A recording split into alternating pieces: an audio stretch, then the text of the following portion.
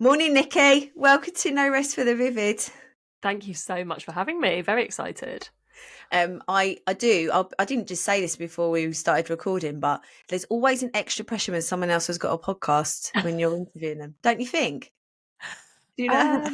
I actually quite like it because I know they've got the kit and I know Yeah, they that's know what it's true. like dealing with tech issues and stuff. Yeah, But so yeah, no, there's no pressure from me. Absolutely not. cool. So you are Nicky Elliott, founder of the I Wilder am. Collective, and I went to your event on Tuesday, the Jingle Mingle. I love the fact that you had to like Christmas so early, I and know. then I sort of forgot to wear Christmas. I don't know why, but Well, I canvassed opinion in my community and I was like, should we do this is the Christmas do that you don't get as a solo founder, and it's important to do that. And for me, it's important to do it, between school runs in an accessible way. I was like, do we do it in December? Because December is mad and people are pulled in every direction. And the consensus was, let's do it in November before all the madness really kicks in. So it is early. It's before even my birthday, which is tomorrow. And that's always my cutoff for like, I can be Christmassy. But, oh, they're a good group of people. So I made an exception. happy birthday for tomorrow. Thank you. You got any 41, no nice? harm done. Oh, you're 41. Well, right now I'm 40. No, but you're almost. I'm like Yeah. literally 2 weeks away from being 40. I'm really excited though. Oh, it's great. I loved the first half of being 40. The second half, the perimenopause kicked in and I've not felt amazing. Oh But no. being 40 is cool. It's cool. You get the keys to a new realm. Oh, I like that. The Yeah. keys to a new realm. Yeah. So we've just because we were chatting, we've just gone back into chatting. So would you like to introduce yourself so people know who you are? Yes, I am Nicky Elliott. I'm 40. My um, birthday is in November. yeah, I am the founder of the Wilder Collective, which is an online community for female founders and freelancers who want to connect and share the journey without the pressure to talk about 10K months and scaling your business. Most of my members are mums, not all of them. Most of them are sort of balancing work and life. And we talk in the community about work related things, but we also have people saying, oh, my kid's not going to sleep until 10, who can help? Or my kid's going on a residential and I'm worried about it. And I also have a podcast, as you mentioned, called Women's Business, where I speak to female founders about their career journeys from their very early memories all the way through. So just like you love a story, I love a story. And we get into all of that on the podcast, which is just great fun. I love doing it. Amazing. So where did it all begin? Once upon a time. How far back are we going here, Claire? Well, as far back as you feel is interesting and relevant. So I was born. No, I'm joking. How long have you got? As much time as you want. You're good. Just go for it. No, so my working career started off in a very standard kind of accidental way. So I studied random stuff at university because, I did a joint honours, a language with American studies, because I wanted to study popular culture on the American studies side, but I wanted something a bit sort of meatier and more proper, if you like. So I did French with it. But I had no idea what I wanted to do for a career. And when I left uni, I was desperate to leave home, not because home wasn't a good place, but because I was 23 by the time I graduated, because I had done a gap year and a 4-year course. So I felt really old, lol. So I was like, I've got to get going in the world of work. And I had a friend who worked in a tiny, tiny events company, and she said, we need a temp for the summer. We're really busy. Can you come into London every day? It's like 50 quid a day. And I never left there, ended up running that company, then starting my own events company, which then got bought out. And so I then went from that sort of like day one of being a summer temp, was in events for 15 years or thereabouts, Wow.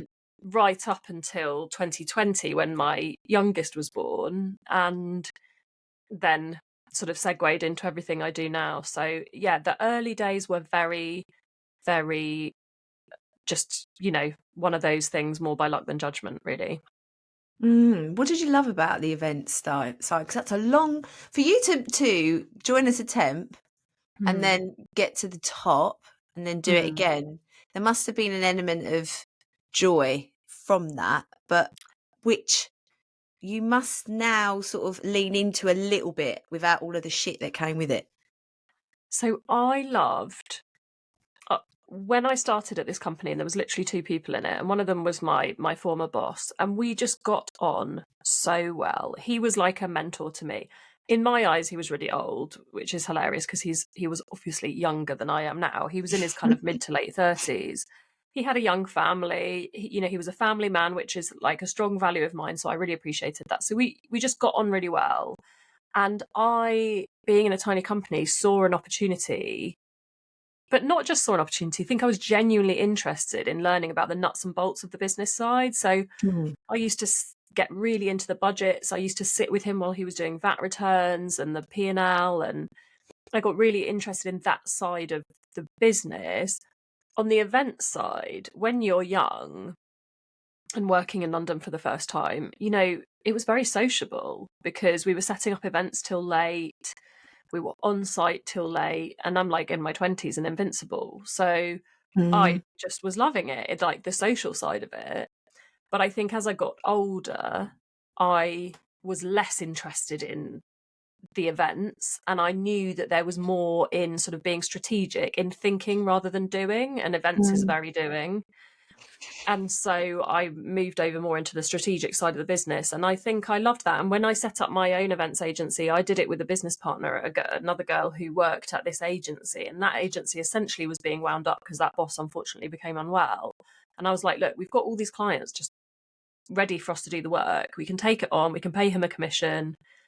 So it was all done in quite a nice way. And she was going to run the events because she did love events, and I was going to run the business, and that's what we did. But we only needed to do it for about 9 months before we got approached by essentially a company we were in competition with, who came to us and said, look, you're sort of winning work off us, you might as well just come into our business, and we'll be as this sort of like formidable team together. And we did that in 2012, and my first day there I met the person that would go on to be my husband. And so that was the sort of the beginning of the next phase. So yeah, there was things that I loved about it, and things that I found really, really stressful. But I think stressful through the lens of a 23 to 7-year-old who thinks that they're kind of at the center of the universe. Very limited perspective. Yeah. And so in 2020, you started the clothing brand. What? Yeah. Because that was a big year for the world. Yes, it was. Was that anything to do with it? Or was it the birth of your youngest? Well, both. I mean, it all sort of happened at the same time. My son was born in the January, so we went into lockdown when he was 8 weeks old. My husband got COVID really, really badly.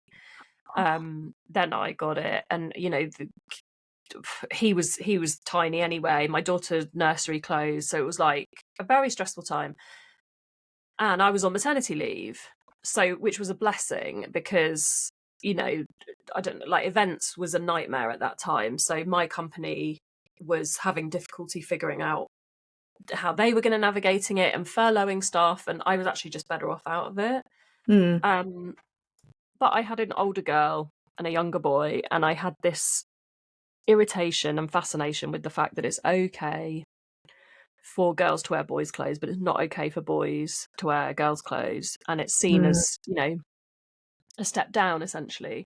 And I wanted to pass my daughter's clothes to my son, and the way to do that was just buy her boys' clothing so that he could grow into it. And it just irritated the hell out of me. It's really uninteresting. The color palettes are awful and dull and unimaginative, and all of the messaging is really aggressive. It's all roaring and smashing and diggers and dinosaurs, and all the girls as fairies and rabbits and be kind and bullshit. So I started a unisex kids clothing brand and launched that early 2021. So I spent my maternity leave kind of getting that together. I had actually been bought out of my share of the business. So I had a lump sum, which I put into the clothing brand, and then, spoiler alert, lost. And I did that for a couple of years, but in a really challenging marketplace. And I loved it, but I didn't love it enough to keep going with it beyond a certain point where I'd put a lot of money into it. I'd lost a lot of money. You know, I had to make a sensible decision kind of for our family and everything. And the byproduct was that I'd met all these amazing women who were also running their own businesses. And I was like, you know, I just didn't know these women existed until now. And they've got so much to say, and they're doing such important work, and they're doing inspiring work. And, you know, our kids need to hear about these things, and other people need to hear about these things. So I started my podcast as a passion project of just lifting women's voices. And that inadvertently has led to me setting up the Wilder Collective, because it has brought so many female founders into my world who listen to the podcast and find it really inspiring, really supportive. You know, I speak to real people, it's real stories, very different journeys, some super squiggly, some linear, and then, you know, suddenly they have a change. And I think it's just it's all sort of culminated just so perfectly. So those are the main things I do now, because for a long time I didn't really know what to say when people asked me what I do for work. I was like, oh, I'm kind of multi-hyphen, and I was kind of saying it with my tongue in my cheek because it sounds really wanky. So now it's really nice to be able to say I run a community for female founders and freelancers, and I have a podcast about female founders and freelancers, and the things go really nicely together, and it all feels a bit nicer for me. I think it's just lost, like, you know, I mean, I don't know whether I've ever felt 100% supportive in any working environment. And then when you then become a business, you know, you're a soul on your own, basically. I mean, I've got a team now, but they don't live anywhere near me. Like, you know, we talk to each other through Zoom sort of thing. Having that, seeing people and just, I suppose, having a cuddle with a mate. I don't know, like, Yeah, you know, like, totally. just that, it just goes out of the window. But then also, it's hard to find people that are on your level in the online space because it is full of complete wankers. And Yeah, and it's a very noisy place. it's really noisy, but also people just not being themselves on Instagram and just not being authentic. And like, I can sniff bullshit from like a million miles, and Yeah. and I cannot smell any bullshit off you. And I've actually cuddled you now. You know what I was thinking? I actually haven't met many people physically that I've had on the podcast, and I met you Oh, physically wow. first. How cool is that? Yeah, that is very cool. I know when I looked at my diary and I was like, I was speaking that week. I was speaking to Claire that week, and I'm seeing her before that, which is really nice Yeah, because we it's really haven't cool. spoken at length. And I think, yeah, I mean, I said to you before we started recording, the reason that I hosted my first in-person event was because I had all these amazing women listening to the podcast who were messaging me every week when they were listening, going, this was so good, this was so good. And I was like, oh, they weren't just saying it was good. I mean, I'd love to. But they were getting into discussions with me about stuff that came up. Yeah. And I was like, these discussions are great. I'm learning things from them. Like, I'm expanding my mind and I'm getting different perspectives. I was like, and I'm just selfishly benefiting from all of that. You know, you all need to speak to each other. And so I just put it out there on my stories, was like, would anyone be up for a get together, like 2 hours during the school day, coffee, pastry, chat, you know, no 60-second pitching, no standing up, no, just chat. And yeah, sold out the first one, you know, with relative ease. And it was so good, and the vibes were so high that and they all said, you know, can we sort of have access to each other beyond this, because this has been so great. And that's when the seed of the idea for the Wilder Collective, which had been, you know, I have a sort of friend that I co-mentor with, and we were at a spa in January 2024 this year, and I said, you know, I think I need to launch a community, and I think, you know, that'll be like a January 2025 thing. And then that first event I did in March was so good that I was like, oh, I just need to fucking get on and do it now. And, you know, she said to me at the Christmas do, she was like, how's the community going? How many members have you got? Bearing in mind, you're not actually starting it until 2025, are you? And I was like, yeah, I've got a head start. But, you know, so there's something to be said for, you know, I always talk about sort of starting before it's perfect. Like, I definitely felt like, am I launching something that's just not ready? But I was like, well, let's see. But when will it ever be ready? Well, exactly. And it was ready enough. Do you know what I mean? Like, it's a low cost space. It's not like it's not a big investment. Is that it for me? The idea of it is it's there in your back pocket if you need it. So if there's months where you don't use it, you don't need to worry about that. But you know it's there when you do have a question. It's like an insurance policy. And there was 2 women at the event who said, one of them said, "Oh, I need to get stuck in with the community. I haven't done much yet." And the other one said, "No. I've already decided, like, it can't become another job. So No, I'm not that's so beating good. myself up about not being active." And I was like, thank you. You get it. I don't want it to be a job for anyone, because then they'll just resent it and leave anyway. And all that value they could have got from all those people there that are there if they need them evaporates. So I was like, that's it. Yes, it can't become another job, and I don't want it to. Your involvement is up to you.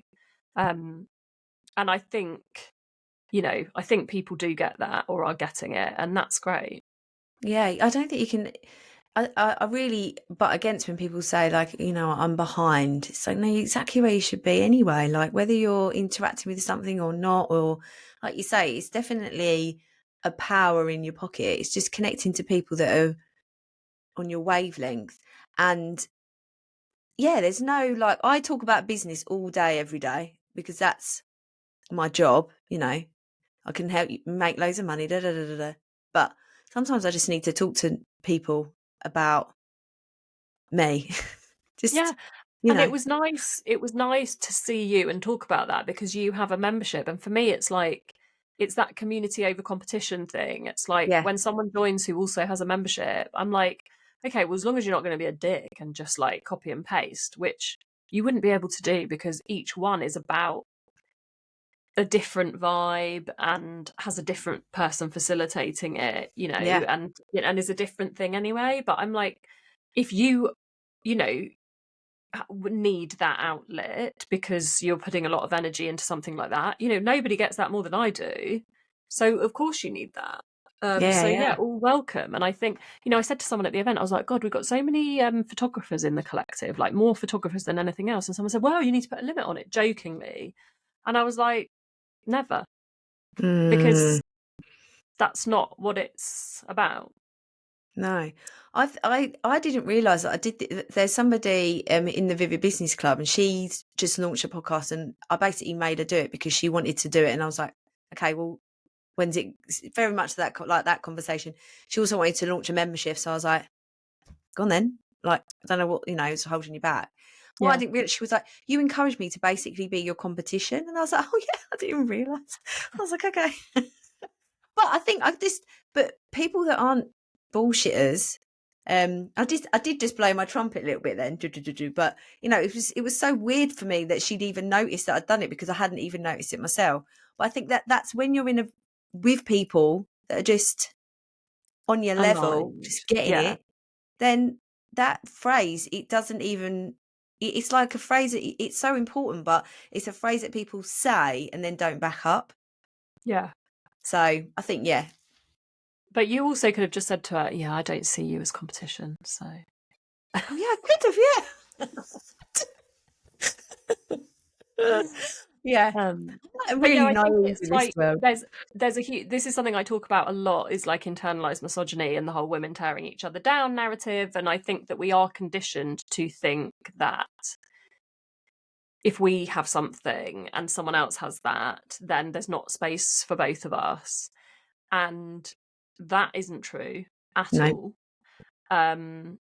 But we believe it to be true because we sort of think there's a limit of what people will put up with from women, and we really hate ourselves. Like, you might not feel that, like, sort of in your logical brain, but somewhere inside you do, because of everything that's been conditioned into you. And I find that obviously so upsetting. And there are women that haven't found that out, and so they play into that. I did a reel last week where I said, in order for me to win, no one else needs to lose. Read that again. Because all of us are struck by the curse of comparison, without question. It is part of human nature. But truly, no one needs to lose. So it's not competition, it's just a richer field. Do you know what I mean? It's just more variety. And I try and, and I can't live by that every day. I get caught in the trap as well. But I really, really try and come back to that, because I am genuinely really supportive of the women in my community. And I spoke to someone recently who I thought I vibed with, and then I found out afterwards that she was not super supportive of people in her community, and that she had asked for favors, not paid for things, or when someone had said, I'm going to do this, she had said, that's not a good idea, that won't take off. And then lo and behold, they did it anyway, thank God, and it I did think take this is off. the you spoke to, tell me and wrote about her on Tuesday. Yeah. I think, yeah. And we won't name names, No, but I we was like, definitely, I just wanted to make sure I was on the same yeah, page. this person was like, I strongly get the sense that you're not like that. And I was like, if I was like that, it would, it would absolutely break my heart if anyone thought that I was like that. Because, like, just part of my Yeah. innate personality is that I'm an incredibly loyal person. Yeah. And I just, like, hopefully people see that it's a genuine support and that I want to learn, and I want to impart that wisdom as much as possible about everything I'm learning about internalized misogyny and this sort of trap that we're in. I want to do what I can to break that down for people, because then that's when you find your power. There's two things that came up for me when you were telling about that. One, recently, it's happened to me twice, where I smelt bullshit, like just a faint whiff. It was just like, I was trotting something, like, that, whew, that's a bit Yeah. weird, about two people, and then got myself into a little bit of comparisonitis, and I'm pretty, sometimes I slip, but I mean, I teach about imposter syndrome, so I got to get a grip with it when Yeah. it comes, sort of thing. So, but I had a little bit of a wobble. I mean, a couple of minutes, and then I was like, no, I'm going to be inspired, and I changed it. But both of these people I've learned, again, you learn, yeah, not good. Not got where I don't feel like they've got their heart where it should be. And then another thing that you were saying, which has completely left my brain. Oh shit, what was it? Oh, Oh, that's it. you're not even. So, the comparisonitis thing. Yeah. Do you feel like you've been able to manage that better as you've got older? Do you feel like it's because you said, like you get keys to a different realm when you hit 40, that kind of mindset shift? Does it make it easier? I think it does make it easier. And I think, I mentioned before about having a lack of perspective when I was in my early 20s, like, not to patronize past me, but I just didn't, really know, like, what real life was like. And that's fine. That's your rite of passage at that age. And I think as you get older, your give a shit goes out the window anyway. You care less about what people think. And for me, I come back to, like, gratitude so much. Like, Drew and I, my husband, we've always been, and it's not like a practice and it's not a woo thing that we've ever done, but we have always talked about how grateful we are for each other, for our family. Literally this morning, I asked my daughter, what are you grateful for this morning? And she was like, well, I don't know. And I was like, do you know what I'm grateful for? It's freezing, freezing cold outside. And I woke up and my first thought was, I am so grateful to be in a warm bed with a roof over my head. Yeah. That really, really, like, keeps you focused, because we can all get caught in the curse of comparison and we want more, more, more, more. But hedonic adaptation, I don't know if you're familiar with that concept, but essentially as soon as you get more, you get used to it and you want more anyway. That's what hedonic adaptation Yeah. is. And so it's not, those, I really try, for us, like, it would be useful if my business turned over more money, because it would be useful if I could contribute more, because we do live, we live a nice life, but every penny is accounted for in our family. Because when I left my big job, we cut our income in half, basically. So that was a huge adjustment for us. Like, it was a privilege that I was able to do it, but it was not a decision that came super easily. So of course, like, more would be useful. But, then I just say to Drew, I'm like, well, I'm rich. Not financially, but I'm so rich, in my life, in what I've got. I really, really feel that. And when you get older, your friends, you've all been working for 15, 20 years, everyone's getting better jobs and they are getting more money, and maybe they're going on nicer holidays, or maybe, and of course you look at that. But I think I just come back to what I really care about. I come back to gratitude, and I'm getting better at doing that. I think we both are getting better at doing that. I've really noticed that from your stories, like how in love you are with your husband. I think it's so bloody lush. Only because I am obsessed with mine as well. And sometimes I think, is that what marriage is supposed to be when you've been together for so long and that? But it's just so lush. Just love it. I just love my husband so much, and he's exactly the same. And we know that we are so lucky, and we are very lovey-dovey. And that doesn't mean we're more in love than anyone else. All couples are different in the way they express themselves and their love Yeah. languages. We have the same love language as touch, so we cuddle and hug a lot because that really is grounding for us. And yeah, I'm not ashamed about how much I love him. He is amazing, and he feels exactly the same way about me. And you need more of that in the world, because I don't Yeah. know about you, but when you get to this age, people do start breaking up. Reality bites of, like, people who've been Yeah. together a long time, and things start crumbling. And I just, yeah, love him more than ever. And it's another thing Yeah. I'm really, really grateful for and not sorry for. I don't know about you, but I had a lot of boyfriends before I met my husband, and he had a lot of girlfriends. We were like, older. And so I really appreciated him. And we Yes. literally met and we were like, okay, I feel like I manifested him though. I was thinking I need to do a whole podcast episode on this, because I'd basically just split up with somebody and I was like, I'm done. I am ready to adopt as a single mum and get rid of all of this. It's just shit. And so I wrote a list. I was like, this is the only person that I am going to settle for. And then he asked me out 2 weeks later. Oh, I love that. It's very similar for me. So I dated a lot in my 20s, and then when my company got bought out, I was like, right, I'm going to get my head down. This is like an opportunity to push on in my career. No more dating. Like, draw a line under that, and make some progress before you revisit that.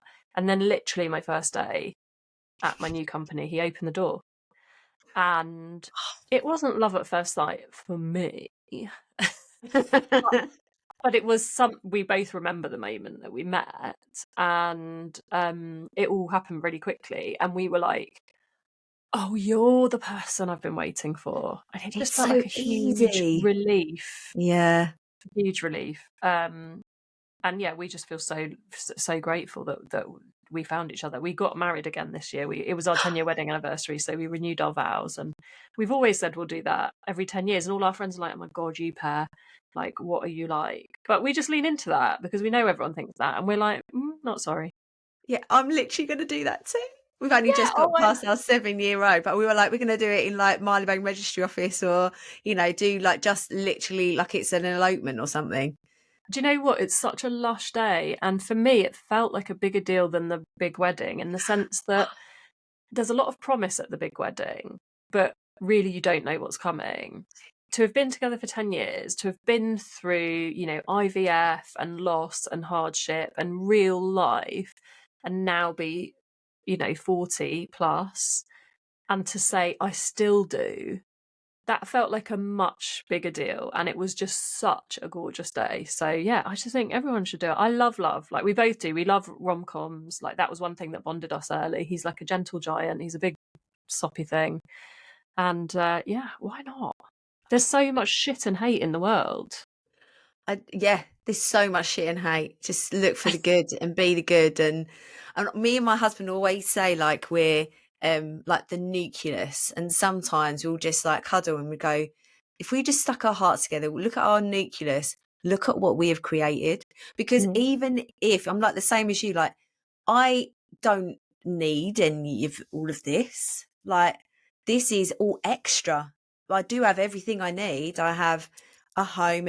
But even if I didn't have that, I always say to him, he is much more risk adverse than me, but I always say, like, if the shit hit the fan, babe, we'd survive in a studio flat. Yeah. So, like, we've got a freaking pub there in the garden. We don't fucking need that. You know, like, if the shit hit the fan, we'd still have each other and we'd have Jackson. It would be all right. So I don't know 100%. about the dog and the cat. That in a studio flat. But, you know, I think it's just, again, perspective and gratitude. Yeah, 100%. And I think it's a bit like resilience. It's a muscle that you need to build. Like, Yeah. it's not something, because it's all this external societal stuff that makes us think that we need more. And we grew up as the kids of boomers who had more, you know.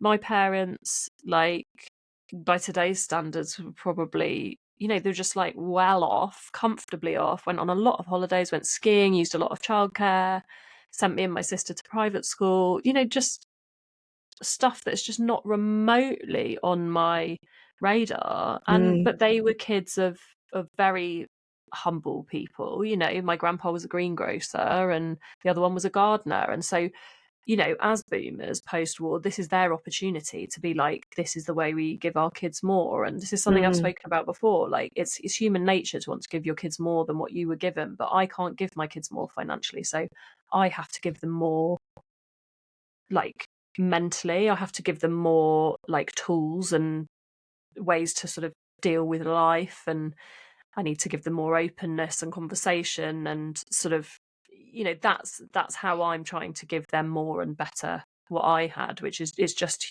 instinctive to want to do that. Mm. So you and Drew, are you like proper team players in the house then, and like split down the middle? I mean, it's not split down the middle, and that's been an interesting one on the journey that I'm on, and the people I speak to on the podcast, and the number of discussions I've had about mental load and about feminism and about misogyny, because he listens to every episode of my podcast and he's totally on that learning journey with me. So I do much more of the childcare, and that's the agreement, because he's the breadwinner financially and I work part time, so, and I do pick up, and that's my choice. And I absolutely love my kids and I absolutely love hanging out with them, and I will not ever regret the time that I'm spending with them now. So I do the bulk of that. But it's the fact that he even gets the discussion about the mental load. He's made a huge effort to meet me in the middle, in terms of like, well, there's a party coming up. Shall I be the one who goes and gets a present for that person? Or we have a board where there's things for the week. You know, he'll do our daughter's snack in the morning. He does drop off most days unless he's in London. If there's loads of washing, he will put it on, you know. And it's just like, he knows that it's not my responsibility. He knows that we jointly chose to have these children and that they are jointly our responsibility. And there are, so, you know, it's not like sunshine and rainbows and super easy, but actually my work has been really, really interesting in the way it's intersected with our relationship. So yeah, certainly not perfect, Claire. I'd love to tell you it is. Oh yeah, But no. we do all right. And I never say that I'm lucky or fortunate on that front, because I don't think that women who have partners who contribute should count themselves lucky. I think it should be a basic expectation. We hold men to very different standards. We hold fathers to very different standards to the ones we hold mothers to. And that is a Mm. bugbear of mine. But Mm. yeah, we try.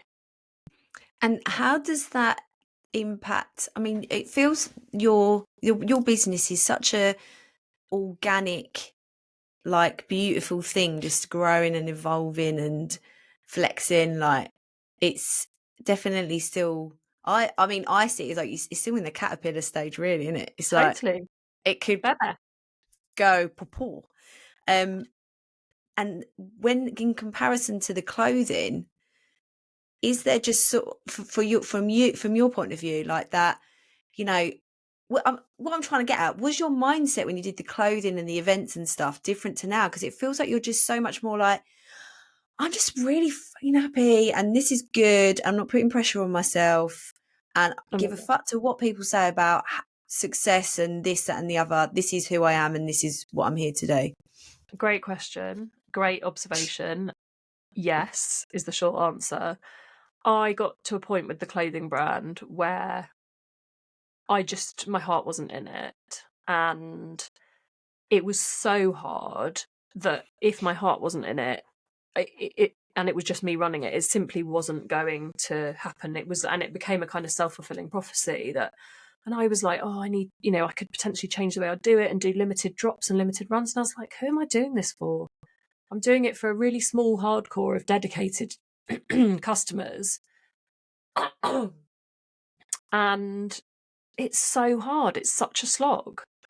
And when everything started happening with the podcast and everything, like I said, there was definitely a period of transition and discomfort over 2023 where I was like, I don't really know what I do. And I was doing bits and bobs of social media support on the side.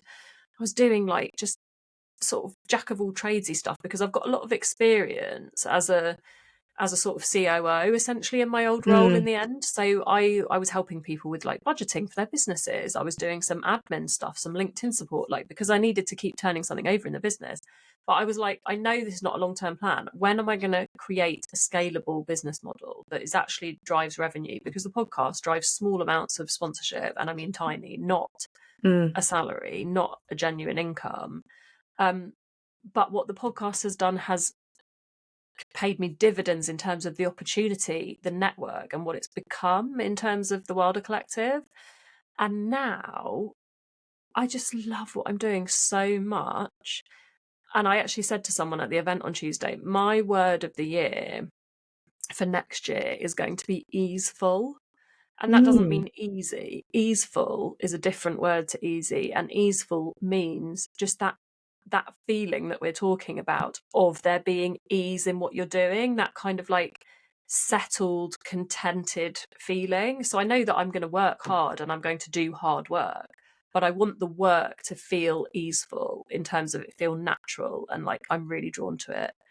And I really, really feel in that place. And it's just mind blowing to me because I've had 4 really, difficult years in some ways. It's been a slog. So yeah, when someone was like, oh my God, the community, you've launched it and you've smashed it and you've got this many members already and blah, blah, blah. And I'm just like, it's just a blessed relief to finally land on a scalable business model and that people get it and they're sort of asking for it and wanting it. I just then feel really lucky that I'm like,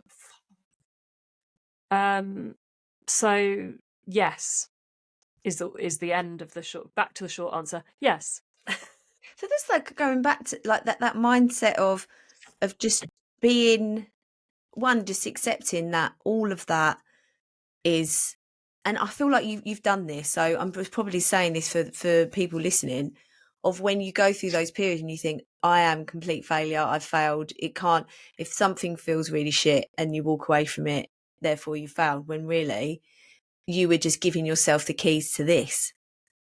Absolutely. Yeah. And I have also talked about how, it was actually someone in the community who said it, I never fail. I either win or I learn. Yeah. And when you do put loads of your own money into a business, like I did with the clothing brand, and you lose all of that, you have to really powerfully reframe that, not to just fucking cry over £40,000. But it's like, because that's not nothing to me at all. But it's like I was just paying a sort of deposit on future earnings almost. And I paid for the experience I got, which is like priceless. And in the same way that I do with comparison, I'm exactly the same as everyone else. I get caught in the trap and I feel it when I fail. But it's a really weird thing, failure. It's so much part of the human condition. Like, it's so much part of just being a human, failure. I'm fascinated by why we struggle with it so much. And that's why it's something I like to talk about. I shared a post with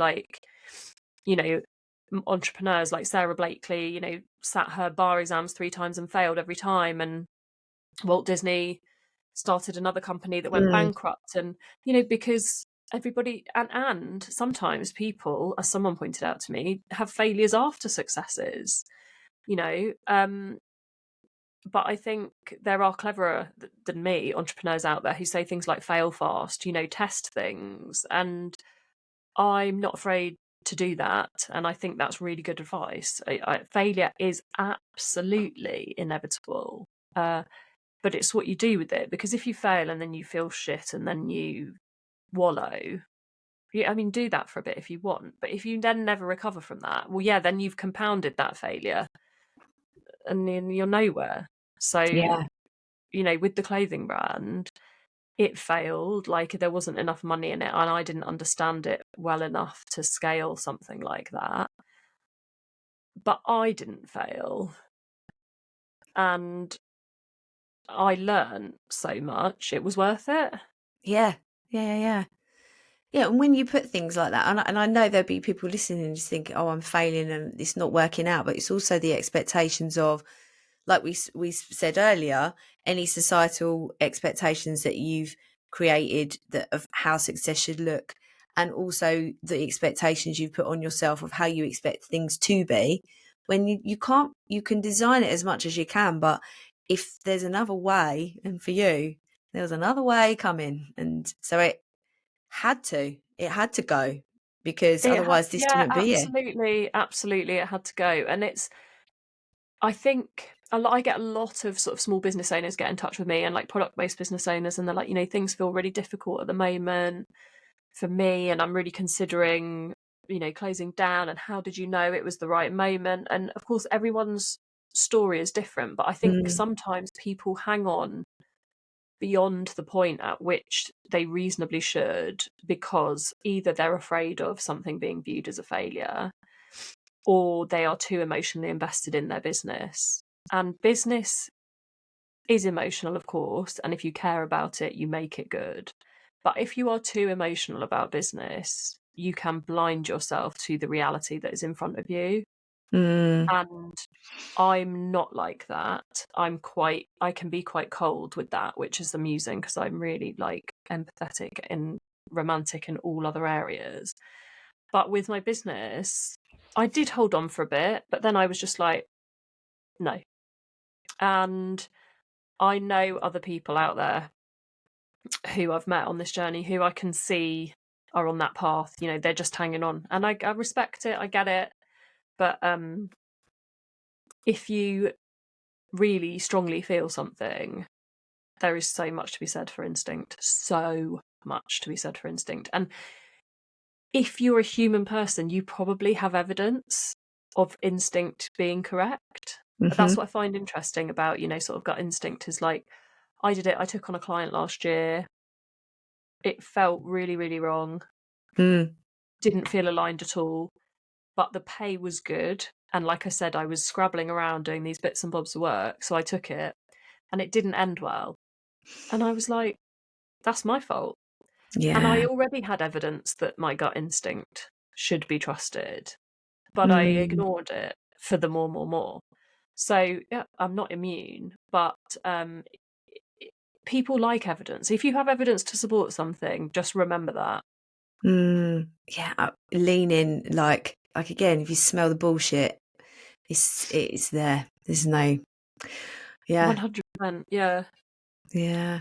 Oh, and it do, just side note, I do feel sad for people that ruin it for everybody else when I know. they're. I mean, all of the deodorant in the world does not cover BO. Let's just say I that. know, and it is, and it was a woman that I was working for, and it was a shame, and it really stressed me out. Yeah. And it is. There are people that ruin it for everyone else, but they, for me, whenever something like that happens, I'm like, what the hell have they got going on? Because it's never about you. Yeah. She was absolute chaos. So God knows what's going on. But I was better off rid. Yeah. Well done. Well done. So I ask everybody who comes on the show, I don't even think I said that. Come on my show. Yeah, I The like it. 10-year question. What do you wish you knew 10 years ago that you know now? Right, I love this question, and let me tell you why. Yesterday, I interviewed Tamu Thomas. Have you heard of her? She wrote a No. book Yeah. called Women Who Work Too Much, about toxic productivity.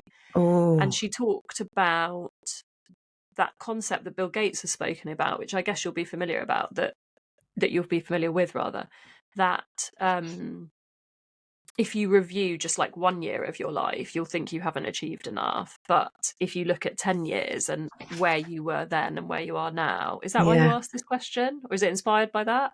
No, but No. I like to think about the decade instead of the moments, like Yeah, when we're making these decisions. Yeah. 100%. Yeah. So what would I like to know now that I didn't know 10 years ago? Is that the question? No, what do you know now that you wish you'd known 10 years ago? I wish I'd known that IVF would work for me, because that was an Mm, emotional roller yeah, I coaster. bet. Um, what do I know now that I wish I'd known? Nothing. Nothing. Oh, wow. Because you're the sum of all parts, and I wouldn't be exactly here now if I hadn't made every single choice that I made 10 years ago. Yeah. So I really can't do the what if thing. There's plenty that I'm glad I know now and I would like to impart to other people. Mm. But I wouldn't change a thing. Oh, wow. That's the first time in 209 whatever episodes. What, I think you're like 280 or whatever, that someone said nothing. Oh, is that like do I win a You're a prize? unicorn. Have I You're my said the first. wrong thing? No. No, not at all. You can never go. No. But I just love the fact that I knew it would happen one day and it's happened today. Yeah, well, if I'm going with my gut, which obviously I'm an advocate of, then yeah, like, let's face it, nothing. Nothing. I'm going to turn that into a reel. That is brilliant. But how much wisdom is in that, though? That's why it's so good. Yeah, and if I just Actually, look at the last 5 years from 2020 to now, it's like, how could I really give any other answer when I'm talking about losing £40,000 and the clothing brand? If I then was like, oh, I wish I'd known that, because, oh yeah, do I wish I hadn't lost £40,000? Well, on a surface level, yes. But, do you ever listen to Mo Gaudat? yeah, He lost his son. Like, his son yeah. died during a routine operation, and he says he's been asked, do you wish Ali had lived? And he says no, Hmm. which is like Yeah. impossible to get your head around. But he's like, no, because of everything that's happened since and what it's meant and my life's purpose. And, this is nowhere near as huge as that, thank God. But if someone can say that about, losing their son, just accepting their journey so profoundly, I think there is something incredibly powerful about that. That's a big piece of work I've been doing this year because my dad passed away when I was 8, and in next week or whatever, I'm the exact same age he was when he passed away. That's tough. And I don't have my mum, it wasn't good. So, but now exactly the same. Like, I can't turn around and wish that he was here and my childhood had been great, because I would not be this person. I wouldn't recognize her. So it has to, but it I think to accept, for me to accept that now is like, God, that's really hard. I've got to be grateful for all of the shit. But otherwise, what happens? You just get eaten You get up in, and get exactly. sucked down into a whirlpool of sadness, and you miss out on all the joy. Like, life is to be lived. I think there's no question that if something like that happens, healing is required Yeah, and healing is not easy. And I'm not belittling that at all. Um, but I think you will live a more joyful life if you are able to come to acceptance quicker. absolutely. Um, and I'm talking in a really like inconsequential business sense, but I think that the wider sort of implication of that is still true. But I don't know. I don't think it's inconsequential at all. That is a big. It's a big deal. But it's been a big chapter that you kept turning those pages, babe. Also found out that if you, like, we're in the She Collective, the heavier weights that you lift, it releases the trauma in your body. So now I'm like, I'm ready for the 2.0 heavyweights thing Oh coming, my which I don't God, know if I'm that's so allowed to say. good. Sorry, Ray. Oh, because I don't I've know. dropped off with mine because my son was Yeah, in it's hospital and I Oh, had a yeah. total nightmare. Are we in the same group? I don't I feel know. like I'm not we're really in in the the same WhatsApp WhatsApp. groups. Right. No. Well, yeah. Sidebar. But anyway, I'm totally off the wagon, but we'll be getting back on it because she's magical, isn't she? Yeah, she is. And I am off the wagon as well. And I think as long as I'm walking, I'm still moving. It's Mm-hmm. frigging November. And I apologise for the next sentence I'm going to say because I fucking hate November. And I wish I had a child that was born or a birthday to look forward to in November because I hate it. It's too dark and... I don't disagree. I don't disagree at all. My husband and I both have birthdays in November, so that kind of helps us get through it. But yeah, it's a Yeah, very in-betweeny month. It's cold. I mean, it's fucking freezing at the moment. so freezing. So yeah, not and my kids' birthdays are in January and February. Very bleak. Oh, you can't ever do like a garden barbecue party. No. But like I Oh, said, I took my kids where I could get them, so I try not to complain about that. But yeah. no. No, but they're grateful then for their, but like my niece is born in January and she can't ever be sad about January or February. And I just think, oh well, like there's always a glimmer. There's a There's a silver silver lining in lining. everything. Everything. Absolutely.